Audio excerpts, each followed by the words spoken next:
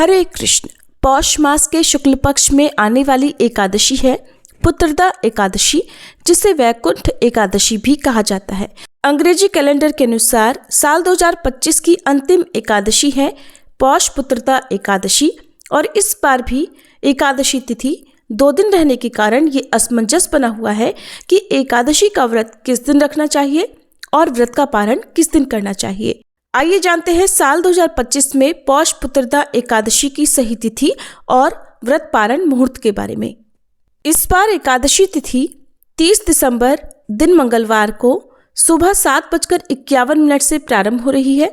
इससे पहले तक दशमी तिथि रहेगी और एकादशी तिथि का समापन होगा 31 दिसंबर दिन बुधवार को सुबह 5 बजे तक।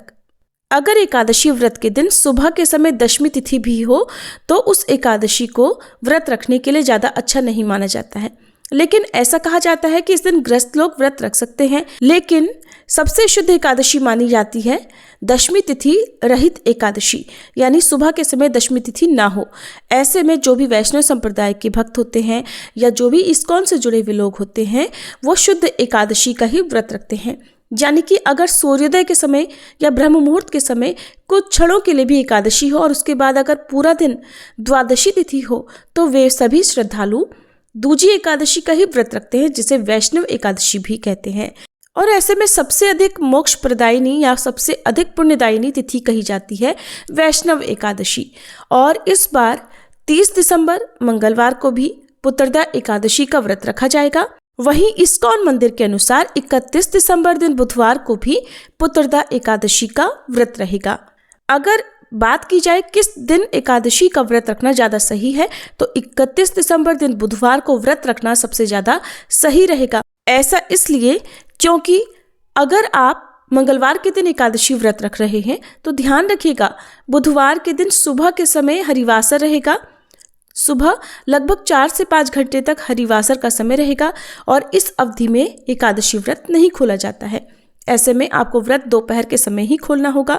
अगर आप 31 दिसंबर बुधवार को व्रत रखेंगे तो आप गुरुवार के दिन सुबह सुबह अपना व्रत खोल सकते हैं। आइए जान लेते हैं द्वादशी तिथि और पारण मुहूर्त के बारे में भी।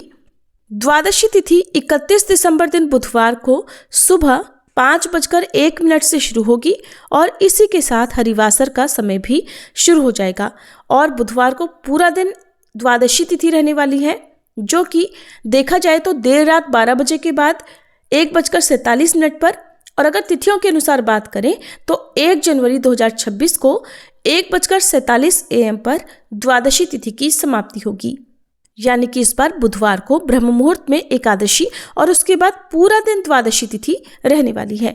और जब भी दूजी एकादशी का व्रत लोग रखते हैं, यानी जिस दिन एकादशी और द्वादशी तिथि का संयोग होता है, तो व्रत का पारण त्रयोदशी तिथि के प्रथम पहर में ही किया जाता है, जिसका कोई दोष भी नहीं लगता है। ऐसा शास्त्रों में भी वर्णन मिलता है। अब जो श्रद्धालु 30 दिसंबर मंगलवार के दिन एकादशी का व्रत रखना चाहते हैं, उन्हें 31 दिसंबर बुधवार को केवल दोपहर में 1:26 से 3:31 के बीच में ही व्रत का पारण करना होगा। वहीं जो श्रद्धालु दूजी एकादशी का या वैष्णव एकादशी व्रत का पालन करेंगे, उन्हें 1 जनवरी 2026 को सुबह 7:14 से 9:18 के बीच में अपना उपवास खोलना होगा। भले ही पारण के दिन द्वादशी तिथि सूर्योदय से पहले ही समाप्त हो चुकी होगी, लेकिन फिर भी व्रत का पारण इसी समय किया जाएगा। ये थी आज की वीडियो। अगर आपके मन में कोई सवाल हो तो आप कमेंट बॉक्स में पूछ सकते हैं।